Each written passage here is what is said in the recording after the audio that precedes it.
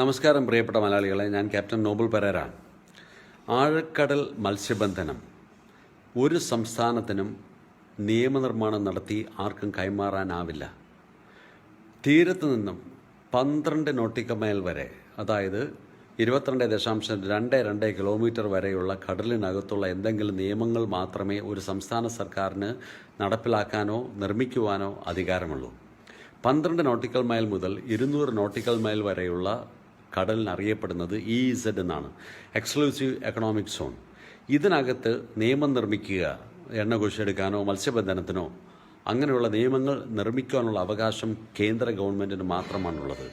ഈ കാര്യങ്ങൾ ദയവ് ചെയ്ത് ആരെങ്കിലും ഒന്ന് UDF നേതാക്കളെ, പ്രത്യേകിച്ച് രമേശ് ചെന്നിത്തലയെ ഒന്ന് പഠിപ്പിക്കണം.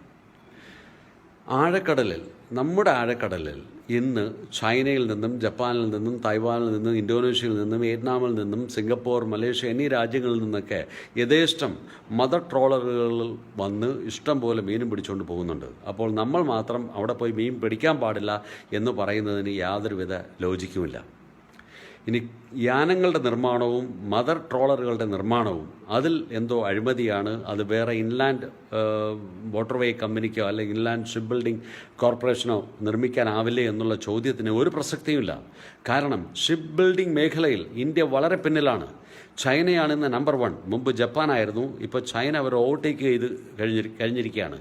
കാരണം ഈ ഷിപ്പ് മാത്രമല്ല നമ്മൾ നിർമ്മിക്കേണ്ടത്, ഷിപ്പിനോടനുബന്ധിച്ചുള്ള ഷിപ്പിൻ്റെ എഞ്ചിനും മറ്റുള്ള എക്യുപ്മെൻറ്റ്സ്, ഇലക്ട്രോണിക് എക്യുപ്മെൻറ്റ്സ്, അതായത് radar, sonar, echo sound, speed lock, GPS, AES, പലതരം ബീക്കൺസ്, ഇതൊന്നും നമ്മളിവിടെ നിർമ്മിക്കുന്നില്ല. അപ്പം ഇതൊക്കെ നിർമ്മിക്കുന്ന ഒരു വിദേശ കമ്പനി ഇവിടെ വന്ന് ഇൻവെസ്റ്റ് ചെയ്ത് ഒരു കപ്പൽ നിർമ്മാണശാല തുടങ്ങുന്നത് കേരളത്തിനൊരു മുതൽക്കൂട്ടാണ്.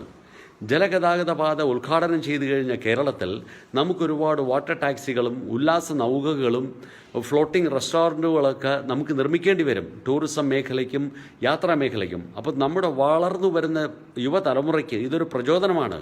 ഇത് കണ്ടവർക്ക് പഠിച്ച് കൂടുതൽ ഇൻഡസ്ട്രി നമ്മുടെ കേരളത്തിൽ വരും.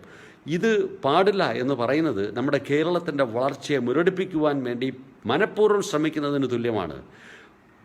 അതുകൊണ്ട് ദയവ് ചെയ്ത് നമ്മൾ ഇത്തരം വിവാദങ്ങൾ ഉണ്ടാക്കി വരുന്ന പ്രോജക്റ്റുകൾ മുടക്കാതെ കേരളത്തിനെ നാം മുന്നോട്ട് നയിക്കുക. Thank you for watching my video. I am captain Nobel Pereira, signing of.